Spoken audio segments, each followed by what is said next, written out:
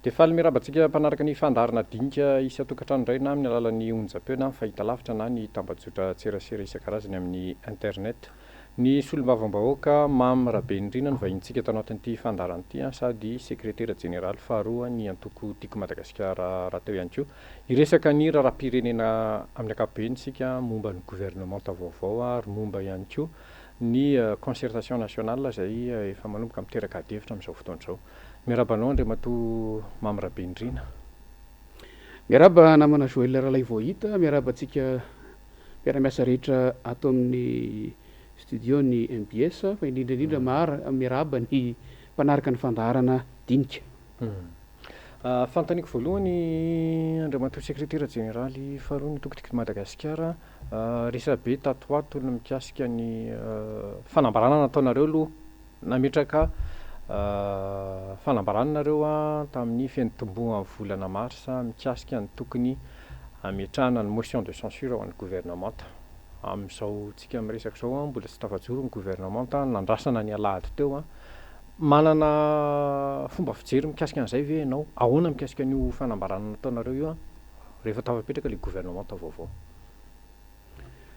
Raha ny tety andro ny jerentsika dia araka ny voalazanao teo tany amin'ny fiandohan'ny volana marsa, faharoa ny volana marsa no nanao ny fanambarana izahay. Raha miteny aho hoe izahay dia ny vondrona parlementaire tiako Madagasikara eo anivon'ny anteny miera-pirenena. Zany hoe ireo solombavambahoaka mivondrona ao anatin'io vondrona parlementaire io, izay rehetra ireo moa dia lany tamin'ny anaran'ny antoko tiako Madagasikara tamin'ny fotoanan'ny fifidianana. Motion de censure ny resaka na fitsipaham-pitokisana na koa lazaintsika hoe tsy fankasitrahana ny asan'ny gouvernemanta. Zay ireo samy fomba fiteny ao anatin'izay sehatra izay daholo zay rehefa mamaky an'ilay lalànitsika amin'ny teny frantsay, amin'ny teny malagasy. Fa ny fototr'ilay izy dia izao hoe ny anteny miera-pirenena dia omeny lalam-panorenana ao amin'ny andininy fahatelo amby zato izay, omeny lalam-panorenana fahefana haneo tsy fankasitrahana ny asan'ny gouvernemanta. Gouvernemanta ny resaka eto fa tsy hoe minisitra sasatsasany. Ary rehefa miresaka gouvernemanta dia manomboka hatrany amin'ny lehiben'ny gouvernemanta. Ny minisitra rehetra, ny sekreteram-panjakana rehetra. Zany hoe ilay ekipan'ny fahefana-panatanteraka tarihiny lehiben'ny gouvernemanta. Araka ny voalazako teo, fahefana no omeny lalam-panorenana ary namafisin'ny lalàna izay milaza ny fitsipika anatiny mifehy anteny miera-pirenena io motion de censure io, ahafahana maneho fa tsy mety ny asa ataon'ny gouvernemanta. Somary mety manaitra ny sofon'ny sasany le hoe tsy mety, fa raha ny tena marina dia hoe fa samy manao tombanezaka ny tsirairay ary omena alalana, omena fahefana anao tombanezaka ny solombavambahoaka mandrafitra ny anteny miera-pirenena hilaza hoe nanahoana sy nanahoana ny vokatry ny asan'ny gouvernemanta tao anatin'ny zay vanim-potoana farany nyresahana tao.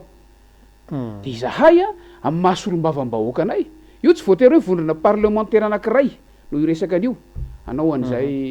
hitarika an'izay motion de censure zay, fa mety ho solombavambahoaka anankiray, mety ho solombavambahoaka vitsivitsy, mety ho solombavambahoaka maromaro, satria ny solombavambahoaka amin'ny maha olom-boafidy tsirairay avy no omen'ny lalàna n'izay fahefana izay, fa tsy voatery hoe vondrona parlementaire na hoe firehana anankiray, ary tsy voatery tsisy milaza koa hoe na ny solombavambahoaka mpanohana ny fitondrana tsy mahazo manao an'izay. Fa ny solombavambahoaka amin'ny mampisolo vavan'ny vahoaka azy dia nomena an'izay fahefana izay. Ka izahay tato anatin'ny vondrona parlementaire tiako Madagasikara, rehefa mivory araka ny fomba fiasanay mandinika ny raharaham-pirenena, tsy voavoalohany io fa zany hoe io moa zany no tafaroso alolo aty amin'ny volana marsa taona 2024, fa rehefa nivory ny vondrona parlementaire ary indrindra tamin'ny vanim-potoana faraparany teo rehefa tafaresaka samy solombavambahoaka maromaro misy tafaresaka eny ampiarahana amin'ny sakafo amin'ny assemblée nationalenao eny tafaresaka ny avy anatin'ny antokotiky Madagasikara tsy voatery zay no lazaiko hoe tsy vondrona parlementaire no miresaka eto no hoe tsy maintsy manao an'le motion de censure fa izahay moa zany a izay tao anatin'ny vondrona parlementaire tiako Madagasikara nanapa-kevitra hoe andaotsika no anao an'le antso dia nanao ny tombanezaka izahay nisy fiviriny ny vondrona parlementaire tiako Madagasikara taloha kelin'io fotoana nanaovana fanambarana io ary teo zay no nahita hoe tena tsy tafavoaka intsony ny fiainan'ny firenena malagasy ny fiainan'ny vahoaka malagasy tsy zavatra vaovao anefa io fehi-kevitra navoakana io zay nahitana hoe tsy tafavoaka intsony ny fiainan'ny vahoaka malagasy fa efa nitohy vakana nandritran'izay 3 taona faran'izay raha tsaroantsika efa nisy fotoana indroa na intelo a nisy karazana fehi-kevitra navoaka ohatra hoe tany anivon'ny fandarana miara-manonja zay andraisan'ireo solombavam-bahoaka tiako Madagasikara reo anjara anehoana hevitra saika isan'andro mikasika ny raharaham-pirenena efa nisy ihany koa ny fanehoan-kevitra tety sy teroa tamin'ny alalan'ny ainao manjery isan-karazany ary fitohizana lojika avy amin'ireny resaka ireny no nafahanay namoaka fehi-kevitra vaovao ny isa fito moa no namehezana azy tamin'ity no ezanana atao fohifohy ihany raha nioatra lavitra an'izany ny iteboka sasany tamin'ny taona lasa fa entina anamafisana orona n'ilay eritreritra na ilay antso ho amin'ny motion de censure de tao ohatra ny fitotongana ny farim-piainan'ny malagasy amin'ny ankapobeny ny tsy fahaiza mitantana eto anivon'ny firenena zay hita isan'andro ny resaka kolokolo sy ny sisa ny fampanantenana pokaty zay efa tena makaleo ny vahoaka ny mieno azy misy olona isaky ny mahita micro de ny ampanantena zavatra mampanantena volana sikitany eny an-danitra angamba zay no azoko lazana azy kanefa fatatsika tsara fa raha ny fempotoana fiasany ny fitondram-panjakana am'izao fotoana zao efa tsy ampy 2 taona tsony sisa zavatra eritreretina ho tanterahana ao anatina fotoana lava no nampanantenana an'le vahoaka sy ny sisa de renina tonga anay nanao an'iny fanambarana iny ny tiako amafisina de zao iny fanambarana iny de niendrika antso mba tsy tenenako hoe fanasana ary antso miatefa makany amin'ny solombavam-bahoaka tsirairay avy ny amin'ny hoe izahay solombavam-bahoaka tiako Madagasikara de mahatsapa fa tsy mety itsony ny asan'ny gouvernementa ary tsy misy antenaina itsony ka raha mitovy hevitra aminay solombavam-bahoaka sasany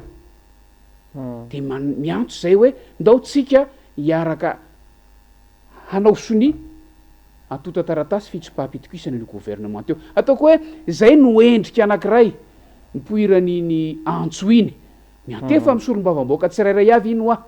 mety hoe na enitsika andro vitsivitsy taorinan iny hoe vondrona parlementaire hafa ny namaly no vondrona parlementaire maro anisa ao anatin'ny anteny miera-pirenena nylazany mifanohitra amin'ny zavatra nylazainay tsy maninona zany samy manana ny fomba fijeriny ange samy manana ny maso mijery samy manana ny vahoaka iresahany koa ngambany fa ny vahoaka mampita hafatra ty aminay ny feo ny vahoaka voarainay ny zavatra hitan'ny masonay iainatsika andavanandro iainan'ny vahoaka andavanandro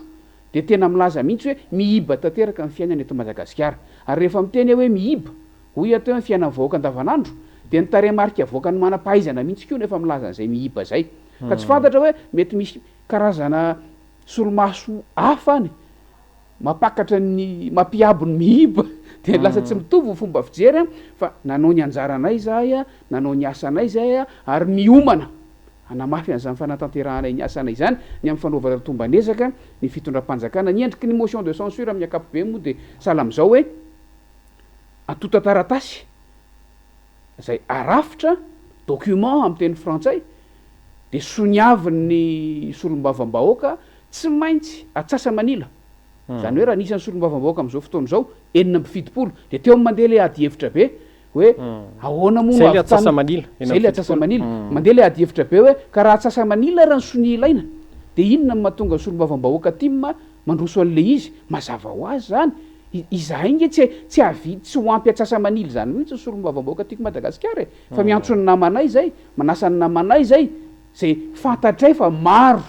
no mitovy fomba fijery aminay maro no ampitany ny vahoaka any fotony ny afatra amin'ny tsy mandeha tsony ny fiainana de miantso an'ireo zay ameno an'izay atsasa manily zay de soniavina zany indrindra ireo tsy miankina angambany sa izany tena mifantoka ka zay le lazaiko hoe solombavam-bahoaka tsirairay no resaka ataoko hoe ny conscience ny solombavam-bahoaka tsirairay no ametrahana fanontaniana eto sy ny fomba fijeriny fa zany hoe rehefa nivondrona parlementaire moa no namaly ny any amin'ny mpanohana fitondrana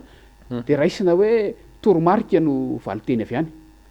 fa rehefa ireo solombavam-bahoaka tsirairay ireo no resahana fantatsika zao vondrona parlementaire maro anisa mpanohana fitondrana nge namaly roa andro taty aoriny laza fa mandeha tsara ny raharaha e tsy ilainy zany fa fantatsika fa voaingana nge vao tamin'ny zomasa ovina iny nisy antoko politika zay mpikambana ao anatin'io maro anisa vondrona parlementaire maro anisa ao anatin'io assemblée nationale io zay raha ny zavatra nylazainy de mitovy fijery aminay izy milaza fa tsisy antenaina ntsony io gouvernement io ary laza izy fa tsy andray anjara intsony am'izay gouvernement ho avy ao zany hoe dikan'zany efa manasa tanana dikan'zany mitovy fijery aminay zany Joël Ralay vao hita mitovy fijery amin'ny vondrona parlementaire tiako Madagasikara de amaliko fanontanianao teo hoe ny avy ao anatin'ilay vondrona parlementaire lazaina fa maro anisa hatramin'izay ary manohana fitondrana mihitsy efa manomboka miparitaka satria efa manomboka mitovy fomba fijery aminay toy izany koa nivoaka tamin'ny alarobialina angamby iny ilay fanambarana avy amin'ny fiadidinan'ny repoblika ny hoe hanao tombanezaka ny filohan'ny repoblika herinandro mahery kely taorianan'le fanambarana nataonareo efa hoe hanao tombanezaka ny iny moa somary nisy nahagaga sy nampamendram-panontaniana hoe niova lay fanambarana nefa efa miparitaka le miparitaka le voalohany tao amin'le voalohany hoe hanao tombanezaka ary efa nampiomana fa isy minisitra vitsivitsy ala nidikan'zany ilay tombanezaka fomba fotsiny ihany analana an'izay minisitra tokony hoesorina zay eritreretiny hoesorina fa ny fomba fijery de efa mitovy amin'ny vondrona parlementaire tiako Madagasikara hoe misy minisitra tsy mamely eo voalaza tao nge hoe na de nisy aza ny lesoka novaina moa le izy afaka ora vitsivitsy hoe na de nisy ary ny tsy tomombana angamby izy zay voambolana nampiasainy tao nidikan'zany Joël na filoha-pirenena aza efa mitovy fomba fijery amin'ny vondrona parlementaire tiako Madagasikara hoe misy zavatra tsy mety ao ary tena mitsipaka tanteraka nylazain'ny solombavam-bahoaka sasany zay nanizingizina fa mandeha tsara ny raharaha eto Madagasikara zay nanizingizina fa milamina ny vahoaka rehefa avy nanao an'le antso izahay lehibe voalohany laharana voalohany amin'ny fahefanam-pana tanteraka eto Madagasikara no namoaka fanambarana fiadidinan'ny repoblika ny hoe hanao tombanezaka fa nisy ny lesoka ary misy minisitra tsy maintsy hoesorina zany hoe mitovy ny fomba fijery fa lay vahaolana ny tsy mitovy ny azy manala minisitra vitsivitsy ny vahaolana ho anay gouvernement ray manontolo no anaovana baraingo gouvernement ray manontolo no metrahana fitsipahapitokisana ary mila mety azo lazany hoe lohalarana am'zany hoe prime ministre ohatrany tsy voatenin'Andriamatoa Mamirabenindrina mihitsy no tsy momba ny prime ministre lehibe ny gouvernement marina zay lehibe ny gouvernement izy mihitsy inge no iantefan'le motion de censure zany hoe toizako moa zany le dingan'ny fanaovana motion de censure rehefa voasonian'lay atsasa manila na mihoatra ny atsasa manila de dafiny eto de enina amby fitopolo rehefa voasonian'ny solombavam-bahoaka enina amby fitopolo ilay document na lay atota taratasy maneho fitsipahapitokisana de apetraka ao amin'ny braon ny filohan'ny anteny miram-pirenena io tsy misy fempotaona misy be resaka koa mantsy hoe tsy mahandry session hoe tsy mahandry fotoam-pivoriana tsy misy fempotaona io fa na anelanelana fotoam-pivoriana azo atao zay ohatrany am'izao fotoana ohatrany am'izao fotoana zao fa mila feno lay sony farafakely ny enina amby fitopolo de alefa eny anivon'ny braon ny filohan'ny anteny miram-pirenena rehefa maharay an'io rehefa voapetraka an'io de tsy misy sony azo esorina tsony ary tsy misy sony azo ampina ihanytsony ihany ko fa zay voapetraka de voapetraka dia ninina pression mandeha ninina zavatra mandeha ny ambadika any de avy eo fa tsy azo raisina fotsiny izy raha tsy feno le farafakely ny enina amby fitopolo dia eo zany rehefa maharay an'iny ny filohan'ny anteny miram-pirenena de misy fempotoana kely tsy maintsy ajainy ao de mampafantatra ny gouvernement izy hoe misy reto andihana solombavam-bahoaka reto maneho fitsipahapitokisana ny gouvernement tatarihinao ny prime ministre no iantefan'ny taratasy io de voalaza ao anatin'ny fitsipika anaty mifeny anteny mira-pirenena hoe amy fivoriana manaraka tsy voafaritra io na ara-potoana io na tsy ara-potoana fa hoe zay fivoriana manaraka eo no ampidirana azy ao anatin'ny lahadinika ny anteny mira-pirenena zany hoe manaraka ny dinga ny fanaovana lahadinika mandalo amy diniky ny filoana lay hoe conférence des présidents de mandeha any amin'ny fivorim-be azony rehetra atrehana de mandeha any amin'ny latsabato miafina eo am'ilay latsabato miafina tsy maintsy mahazo ndraiky osany roapatelo ny isan'ny solombavam-bahoaka ilay fitsipahapitokisana vao manan-kery ary rehefa azo zay roapahatelony zay asa raiky am'zato zay na roa am'zato farafahakeliny raha tsy diso a rehefa azo zay de teren'io lalàna io hametra-pialana amin'ny prime ministre ary rehefa fatatsika efa rehefa prime ministre mametra-pialana gouvernement ray manontolo ny rava zay ny vahaolana natsidiky ny vondrona parlementaire tiako Madagasikara ahafahana miala am'izao ataoko hoe fironana makany anaty lavaka tsy misy farany zao amin'ny fiainan'ny vahoaka malagasy amin'ny ankapobeny fa ny aveny anivon'ny fiadidinan'ny repoblika moa zany raha ren'le fanambarana hitatsika tamin'ny herinandro reny dia mikasakasa ary matoy aho a efa tao anatin'ilay fanambarana voalohany no hoe isy ministra vitsivitsy ala mo esorina de mikasakasa anova ministra tamin'le fanambarana faharoa matsy tsy nesorina l izy avy eo entsika tiarina nisy nanamafy any hoe isy mifanovana ministra ao anatin'ny aora moa izy sampikambana amin'ny gouvernement tamin'ny fampiantso hoe zay tokony hiala de miala fa aza mibody toerana nisy vaovao io vaovao momba an'izany tsika ary hatramin'izao ora ifampiresantsika zao arivo zao de mbola samy miandry tsika satria raha mifeo mandeha de miroso maka am'izay fanaovana tombanezaka sy fanoloana mpikambana anatin'ny gouvernement izay ny eo anivon'ny fiadidinan'ny repoblika raha ny zavatra hitatsika de anisan'ny mpanao tombana ny prime ministre fa tsy voalaza hoe ny gouvernement tsinona no voakitika kanefa ny prime ministre atao anatin'izay fito volany farana zay sady ministre ny arenakibony tany sady mpanao tombana izy zany ny tombanana satria hoe isaoran'ny filoha-pirenena sy ny lehibe ny gouvernement ireo ministra noho ny asa vitany na de tsy tomombana ary zany ary ny rahantsika nalala inona ny zavatra nitranga tao anaty ministeran'ny arenakibony tany tao anatin'izay volana vitsivitsy farany zay fivoahan'ny arenakibony tany tsy voafe amin'ny endriny maro de maro sy ny skandalina isan-karazany nidikan'izany a anisan'ny tombanana ny prime ministre anisan'ny tokony ho tombanana ny prime ministre izay nitana an'io départementa io na ahitana skandalina maro nandritran'izay fito volana farany zay de miandry tsika hoe tena araka ny tokony ho izy ve le fanombanana ataon'ny filohan'ny repoblika miandro mivalina antsika na izany na tsy zany ny vondrona parlementaire tiako Madagasikara de manamafy ary mbola manamafy fa ny gouvernement ny mila soloana fa tsy ministra vitsivitsy mikasika ny prime ministre Tsay Christian manokana andriamanitra solombavam-bahoaka efa taona amin'ity taona roa amby roapolo sy roa arivo ity zao no maha-prime ministre anazy lava ihany zany raha ny tena marina misy karazana tombanezaka kely ve azonao resahana momba n'izay na fotoana na prime ministre anazay satria efa talohany nalan'ny filoha-pirenena am'izao fotoana zao nefa prime ministre andriamanitra Tsay Christian inona zavatra azonao ambara mikasika an'izay nampiavaka ny ty prime ministre ty araky ny voalazanao teo de efa tamina fotoam-piasana teo aloha izy ny teo nampiavaka azy a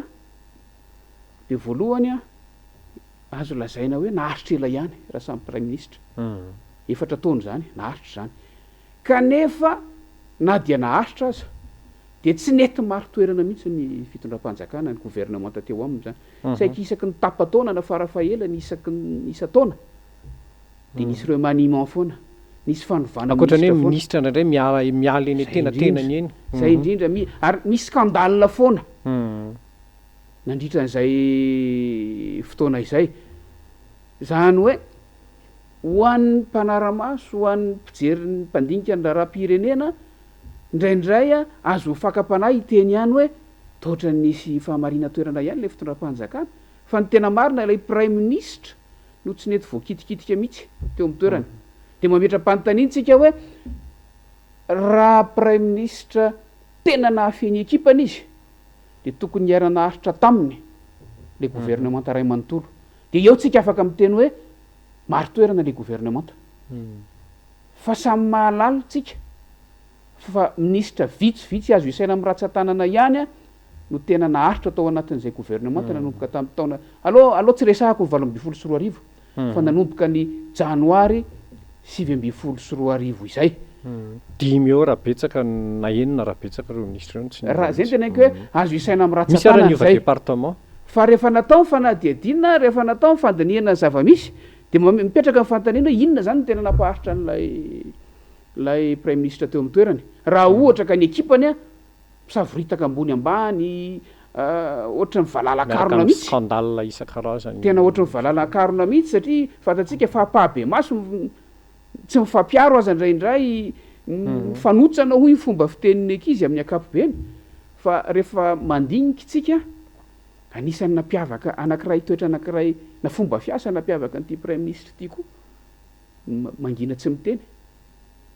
nefa ny eto ambany mifanaritaka zay ndraindray indrindra de asa hoe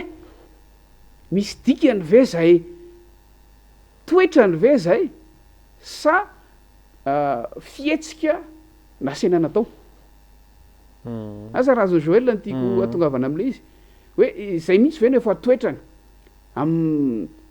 maha leader na ekipa azy mpitarika ekipa azy de nefa ilay mpikambana ao anatin'le ekipa le mpiara-miasa aminy araka ny voalazantsika teo a misavoritaka mihitsy ary enotsika ara fa misy fotoana mpikambana ao anatin'ny gouvernementa zay tarihiny mihitsy loatra ny makantoerany amin'ny fandraisana ny fanapaha-kevitra nany ataoko hoe ny fanehoan-kevitra zay mba marimarina koa fanehoan-kevitra amina trangan-javatra anankiray ato anivon'ny firenena de mipetraka ho amin'ny fanontaniana hoe noho izay ataoko anaty farangosoana hoe comportement izay ve nampaharitra azy teo anivon'io fitondram-panjakana io teo anivon'io gouvernement io satria tsika nge efa nyresaka foana hoe indraindray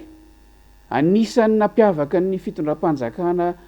mijoro am'izao fotoana zao ty ny fampifangarona ny anjara andraikitra ny tsirairay malala zany tsika filoham-pirenena lasa mitokana takamoa eny amoron-dalana ny ministry ny département anankiray lasa misavika ny rarahany any amin'ny département anankiray premier ministre moa araka lazaintsika teo tsy ahitateny mihitsy a fa any ambadika any fotsiny de rehefa tena ahitana azy de ny amin'ny arabe ny fiarakodia hoe ino ny fiarakodia mitondra premier ministre zay ihany de ny anivon'ny anteny miram-pirenena rehefa tonga ny fotoana ionana fa amin'ny fotoana tokony anehoany ma lehibe ny gouvernementa zany hoe lehibe ny fitatanandraram-panjakana azy amin'ny fotoana tokony anehoany hevitra asa ry joel hoe tsy asena miteny mihitsy ve sa zay mihitsy ny toetrany a kanefa tena mahagaga le faharetany be teo amin'ny fitatanana ny gouvernementa ary zay zavatra zay no hitanay taty anivon'ny vondrana parlementaire tiako madagasikara hoe tsy mety tsony satria voampirofo ange zao e fa tsy mitsahatra amin'ny totongana ny fiainan'ny malagasy noho izany fomba fiasa sy fomba fitondrana zay mila hovaina gouvernementa ray manontolo misy feo mandeha hoe satria ny premier ministre no anisan'ny nametraka ny filohan'ny republika na tiana na tsy tiana tamin'izy lehibe ny administration no nalan'ny filoham-pirenena am'izao fotoana zao a misy miteny hoe mbola averina ampanaovana zay mission zay ny premier ministre misy ahiahy ve ny eo anivon'ny mpanohitra am'izay hoe tena izay tokoa zany zavatra miseo sa ahoana mety isy ve ohatra ny fitakiana premier ministre maromaritra iraisana indray ohatra ny tamin'ny taona 2024 mialohan'ny fifidianana sa mety ahoana mety ho fipetra ny andriamatoa Solombavambahoaka tsika tsy mahalala zay ny fanarahandry zareo tany ny fatatsika de zao roa taona taty aoriana ny jonjoroany ty fitondram-panjakana ty miseho tsikelikely ny marina ny amin'ny fomba nahazony ny fitondram-panjakana ary isamizy ihany namoaka azy a nisy navoaka ny any anivon'ny fahefanam-panatanteraka mihitsy a nisy tsy ambaratelo navoaka ny teny anivon'ny fitantanana ny seni mihitsy tamin'izany fotoana zany de asa miapetratsika marina fanontaniana hoe zany ve mbola de davina averina eto amin'ity fireneny ity de hoy zahay hoe tsia tsy milan'ny zany miverina eto tsony tsika satria zany ny fosotra tsy mampandroso an'ity fitondram-panjakana ty na tiitsika na tsy tiitsika tsy hoy aho hoe ny avelon'ny fomba ratsy na natanterahana fifidianana tamin'ny taona 2024 no manaraka mpitondra fanjakana am'izao fotoana zao fomba fiteny moa zany de mahatonga an'io tsy fahamarina toerany fitondram-panjakana io de zay no mahatonga atsika miantso hoe ilay fomba nanatanterahana fifidianana ilay pratika mihitsy a fa indrindraindrindra ny lalàna zay tsy nahafahana nanatanteraka ny fifidianana araky ny tokony ho izy no mila hovaina jerentsika fotsiny ohatra hoe ny fomba ny fandrafetana ny mpikambana eo anivon'ny vomiera mahaleo tena ho isika misahana fifidianana rehefa tena jerentsika nge le izy tsy misy endrika mampaleo tena n'le vomiera mihitsy tsy misy satria reo mpikambana raha tsy diso asivy ny mpikambana ao anatiny ao saika rehefa tena nampiarina le lalàna zay lalàna lao tsy aivitsika ny tantara lalàna napetraka ahoana re zany fomba unilatéral fiteny frantsay ngambany zany hoe ny fahefanam-panatanteraka fanarahany be sy ny maro kanefa io no tena endriky ny demokrasia fototra iangan'ny fitondram-panjakana rehetra eto Madagasikara fa jerentsika ireo mpikambana ao anatin'ny seni zay apetraky ny lalàna 524 angamba izay fa solo tena ny fitondram-panjakana daholo ny akamaroan'izy ireo ary nytaty-anivon'ny asa fanaovan-gazety tena niaran'izany a niaran'izany nareo hoe satria nisy fanindrina indroa teo amin'inay satria rehefa tsy mifanaraka am'izay nety teo amin'ny fitondram-panjakana ny navoakanareo taty-anivon'ny olafitra de natao teryvaimanta ny famerenana azy hoe tsy mety io fa tsy maintsy ity zany rehetrarehetra zany a nahatonga nay taty-anivon'ny sehatra ara-politika nylaza hoe mila averina jereny indray mandeha ary iarahana mandinika tsy za tsy ny hevitra mpanohitra rery no entina ao anatin'le izy raha milaza zay hoe ny andian-dalàna na mifehezan-dalàna na ny lalàna rehetra manodidididina ny fifidianana sy ny fikarakarana fifidianana mihitsy no mila avaozana tsy hoan'ny aty-anivon'ny fanoherana irery zany fa ho an'ny mpisehatra politika rehetrarehetra na ny mpanohitra na ny mpanaramaso fifidianana na reo fiarahamonim-pirenena izay mahakasy misehatra eo anivon'ny resaka fifidianana fa indrindraindrindra ny fitondram-panjakana satria fotoana izao a ahafahana manavao sy mampanaraka ny toetrandro reo andian-dalàna reo izay everina fa tsy mifanaraka amin'ny fikasana ny fitondram-panjakana intsony fantatsika tsara ny fitondram-panjakana manana fikasana ampifidy reo malagasy mila ravinahitra ny velany ohatra manovany firafitry ny ino ty izy fari-pifidianana nge zany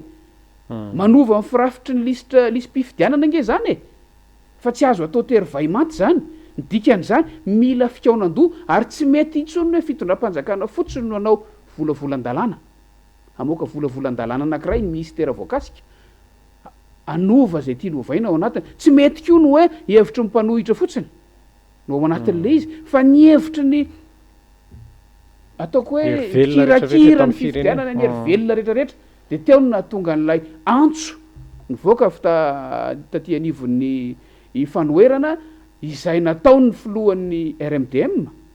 tany amin'ny volohany oktobra hoe ho tapitra ny fempotona iasan'ny mpikambana teo anivon'ny seni izay manamarika ny fiandohan'ny varim-potoam-pifidianana manaraka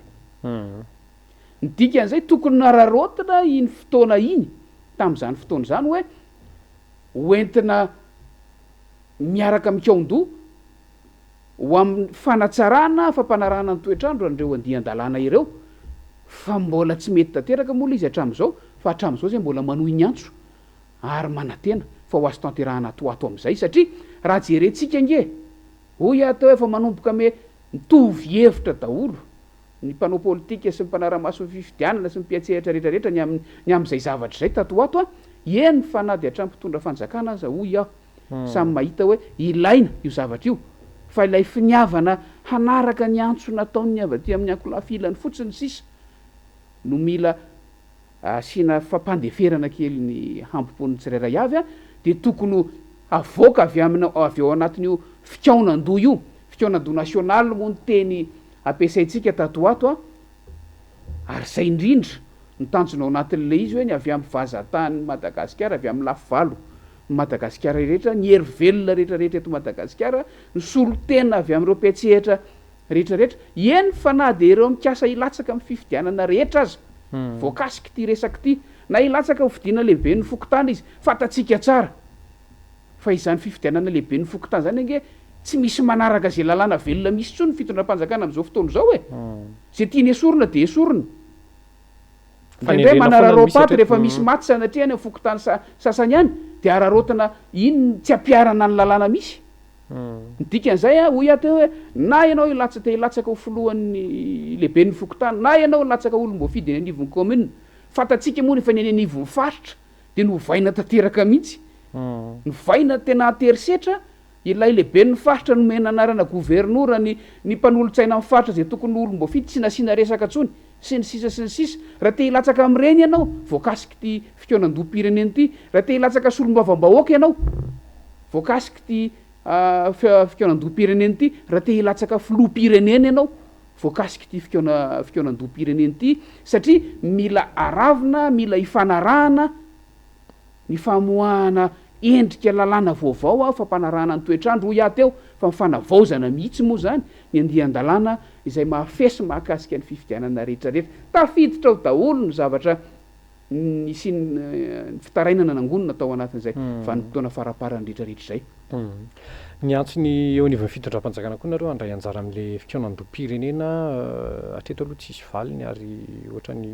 vitsy ny olona manana finoana hoe isy valiny io. Mety hoe misy fe-potoana ihany satria amin'ny heritaona ohatr'izao efa ao anatin'ny fotoana fanomanana fifidianana tanteraka sika rehefa to solombavam-bahoaka, misy fe-potoana hoe mety azonareo apetraka ihany ve hoe oviana no tokony anatanterahana an'io raha hoe sendra tsy misy valiny avy any amin'ny fitondram-panjakana satria ny feo eny hatramin'ny voalohany de hoe tsy maintsy atao io na manaiky na tsy manaiky an'io ny eo anivon'ny fitondram-panjakana. Mety efa misy an'izay vinavinana calendrier zay ve sa mbola tsy voadinika mikasika an'izay? Mbola tsy afaka mametraka vinavinana tety andro am'izao oro zao fa misy zany. Misy zany. Ny tanjonay izay efa tafahoana ary za efa samy laza fa efa misy efa voasolo tena ao anatin'ilay ataoko hoe andian'olona vitsivitsy na vondrona mpanao politika sy fiarahamonim-pirenena sy vitsivitsy tafahoana tato anatin'izay herinandro vitsivitsy faran'izay efa misy voasolo tena ao ny fironana manohana ny fitondram-panjakana. Tsy mbola mitena hoe ao ny antoko ny fitondram-panjakana na misy rafitra avy amin'ny fitondram-panjakana ao, fa efa misy fironana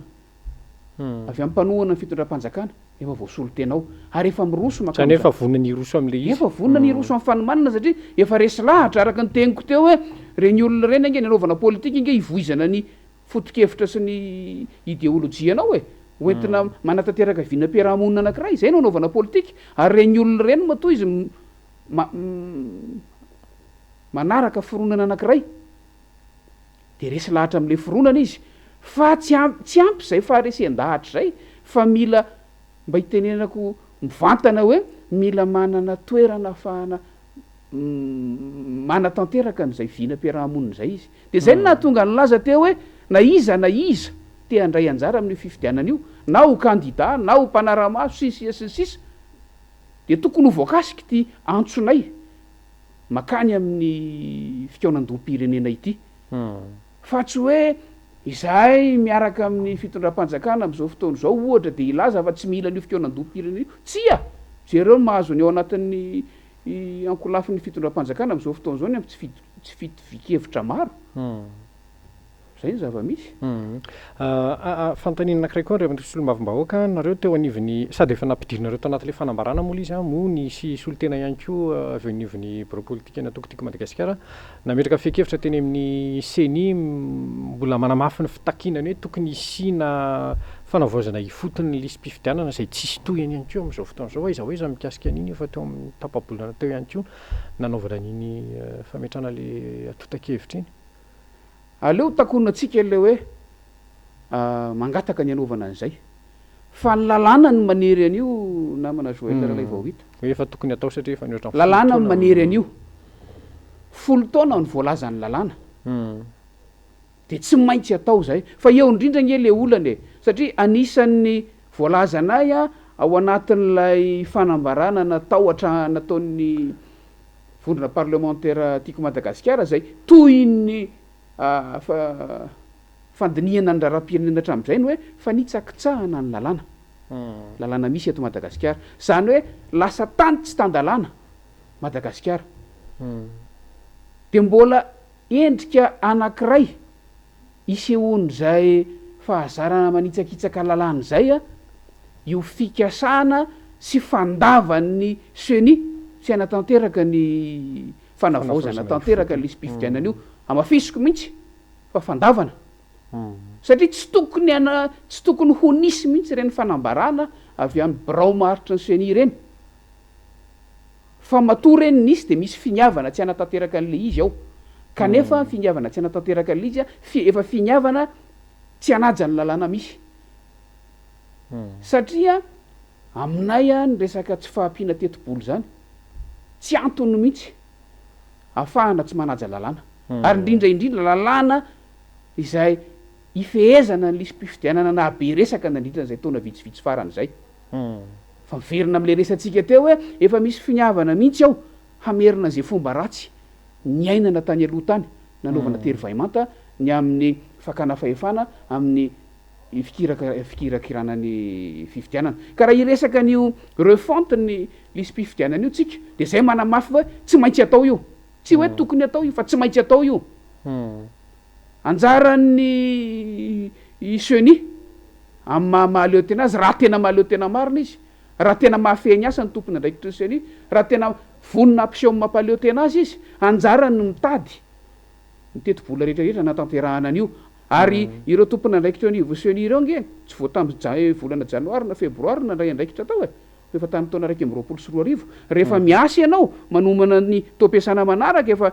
toampiasana eo aloha anao de efa makiditra ao anatin'ny teti-bola na iza mpamatsy vola eritreretanao azona an'le izy eny fa na mifanjakana ary tsy maninona zany rehefa ozy anao tsy voafely mahaleo tena n'le seni de lasa miankindoha amin'ny fanjakana indray zany zay nge le endrika de tavinay vao miara-pikarakarany fifidianana reo fa mila mahaleo tenindreo midikan'izay averiko tsy maintsy tanterahana na amin'ny fomba ahoana na amin'ny fomba ahoana io fanavaozana ny fotony ny lisy mpifidianana io satria lalàna no mametraka an'ireo ary zay indrindra zoelona mbola manamafy an'lay antsonay ny amin'ny tokony hanavaozana ny lalàna mahakasika ny fifidianana rehetra satria tafiditra ny anatiny zany satria fatatsika nge fa lasa ilay endrika tsy fanajana ny lalàna lay endrika fanitsakitsahana ny lalàna misy eto Madagasikara tao anatin'izay taona vitsivitsy faran'izay lasa manome endrika tsy maty manoty eto Madagasikara ny fitondram-panjakana mihitsy no mampiatra an'le izy ohatra fotsiny any am'ireo communena maro eto Madagasikara mbola tsy vita ny fifidianana be ny tanàna fa didim-pitsara-pifidianana milaza hoe mila averina fifidianana fa ny mpanatanteraka fifidianana tsy namerina an'le izy efa tsy fanajana lalàna zany efa tsy fanajana didim-pitsarany zany fa tsy misy sazy mihitsy miatra ny seni iny tokony mandray ny andraikitra avetrany nanatanteraka an'le izy rehefa namoaka didim-pitsarana ny fitsara-pifidianana hoe ny tribunal administratif moa tamin'ny fifidianana communal reny hoe tsy maintsy averiny reto fifidianana reto fa tsy fantatro mety misy antony politika any ambadika any zay milaza hoe avelo tsy isy any tsy rariny ange zany de ahoan'ireo farim-pifidiananareo ahoan'ireo commune tsy manana olom-boafidy reo nandritra n'izay fotoana rehetrarehetra ho tapitra ihany lay mandat fa tsy manana olom-boafidy ireo commune-ndreo de fehezina amin'ny alalan'ny PDS fotsiny tsy azo ekeny zany de nahoana ny lalàna misy am'izao fotoana zao no tsy ahafahana manasazy izay tsy manatanteraka sy tsy manaja n'ireny lalàna misy reny somary miodikodina eo le resaka fa ain-dehibe ny firenena no voakasika ao anatin'le izy de mahatonga nay miteny hoe mila jerenatra ny fotony io zavatra io fa ilay vahoaka mihitsy no lasa voasazy irehefa ny mpitondra fanjakana na ny tompona andraikitra hafa ny tsy manatanteraka ny asany sy tsy manaja ny lalàna Fanontaniako farany Andriamanitra Solombavam-bahoaka misy mpanao politika sasany tsy ao anatin'ny antokotoko Madagasikara aloha efa manana fomba fijery hoe be da be ny fitakiana natao fa hatreto aloha tsy nisy valiny mahafa-po azo dia rehefa jerena ny tantara matetika ny fitakiana raha politika ohatran'ireny tsisy tanteraka raha tsy misy hetsy-bahoaka eto. Mety farany amin'izay indray ve izy ity hoe tsy maintsy hisy hetsy-bahoaka zay vao mety ho tanteraka ny concertation nationale ho tanteraka ny fagnavoazana lisy mpifidianana sy ny sisa sa mety inona ny zavatra mety iseho Andriamatoa Mamirabe indray. Na ilay antso nataon'ny vondrona parlementaire tiako Madagasikara na ny antso iombonan'ireo mpisehatra ara-politika maro mifangaro mikasika ny ilana n'ity fikaonan-doham-pirenena ity dia endrika fampitana fitakiam-bahoaka. Zany hoe vondrona parlementaire tiako Madagasikara amin'ny alalan'ireo solombavam-bahoaka tia miteny ireo dia efa mitondra ny hevitry ny vahoaka sy ny antson'ny vahoaka sy ny hetaheta ny vahoaka sy ny zavatra mitranga mampita ny zavatra mitranga ny ivon'ny vahoaka toy izany koa ny aty amin'ny fanomanana ny fikaonan-doham-pirenena. Ary zay no mahatonga ny hoe mila soloina tena ao anatin'ny fanomanana sy ny fanatanterahana an'io fikaonan-doham-pirenena io ny lafy valo rehetra mba tena ny hevitry ny vahoaka no tonga ao. Rehefa tanteraka soamatsara io dia misy apahany betsaka efa ho tonga eo raha sanatria tsy tanteraka io zay nge efa nangataka foana hoe ohatra ny resaka kianjan'ny demokrasia tsika eran'izao tontolo izao nge misy ny toerana fanehoan-kevitra amin'ny tany tena demokratika ary tsy mialon-jafy io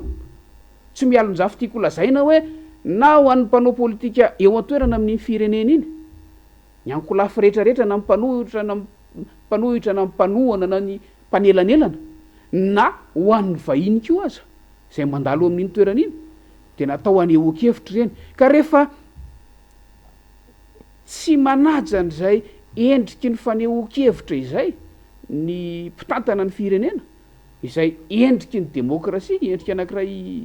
isehon'ny demokrasia mitady ny fomba rehetrarehetra tsika anehoana ny hevitry ny vahoaka fa rehefa sakanana moa zay ozy ny vahoaka hoe hiresaka mivantana izy hitatsika eo fa izay zany mahita hoe tsisy manana tombony amin'izany tsisy manana tombony amin'izany fa hoy izahay hoe ndao ikaon-doha ndao hiresaka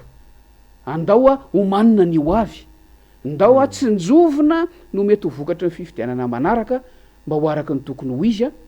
dia milamina firenena zay. Meko minitra vitsivitsy ianao Andriamatoa Mamirabe indrina raha maranantsika ny fandaharana. Ny resaka rehetra ny resantsika teo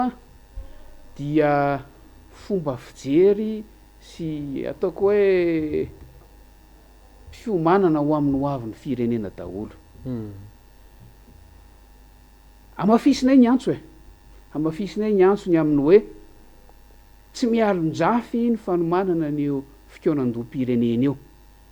ary aoka hiala any an-tsaitsika rehetra mihitsy ny hoe an'ny mpanohitra io aza nyendrika impanohitra jerena fa izay koa mba mpandray anjara fotsiny ao anatiny io fa raisitsika hoe rafitra anankiray mba ahafahany ankolafy rehetrarehetra mba miara-midinika ampitoniana ampifanajana ahafahana mijery ny ho avy ny firenena ho amin'ny tsaratsara kokoa hatrany aza mpanohitra ny jerena fa ndao ny ho avy ny jerena dia hiaraka ikaon-dotsika ao anatin'io sehatra anankiray io ary tsy ho elo zany manantena ny fandraisana anjara ny tsirairay misaotra n'ireo efa tonga manohina tsy kelikely ny antso ary efa mitambatra ao anatin'ilay rafitra anankiray manomana n'ilay izy amin'izao fotoana izao fa mafisinay ny antso fa indrindraindrindra miatefa any amin'ny fitondram-panjakana ny amin'ny hoe mahasoa ny firenena ndao jerena ao anatin'io fikaonan-doham-pirenena io aoka ny ampi-po diso toerana ho avelantsika ny ambadika any fa izay endrika anatsarana kokoa no ho avy ny firenena jerentsika ka mba tena ho fifidianana fitaratra mangarahara ho tarafin'ny hafa mihitsy moa zany no ho avy amin'ity vanim-potoana manaraka ity. eny are dia makasitraka anao indray Andriamato Mamyrabendrina solombavam-bahoaka sady sekretera jeneraly faharoa ny atoko tiako Madagasikara ny vahiny teto amin'ny fandarana mbola misy fotoana ihany no ahafahantsika mamakafaka ny raharaham-pirenena ankapobeny satria tsy mitsahatra mivoatra izay raharaham-pirenena izay dia makasitraka anao dia makasitraka antsika rehetra ihany koa nanaraka ny fandarana isan-tokantrano dia mametraka ny veloma mahafinaritra indray tompoko lahy sy tompoko vavy.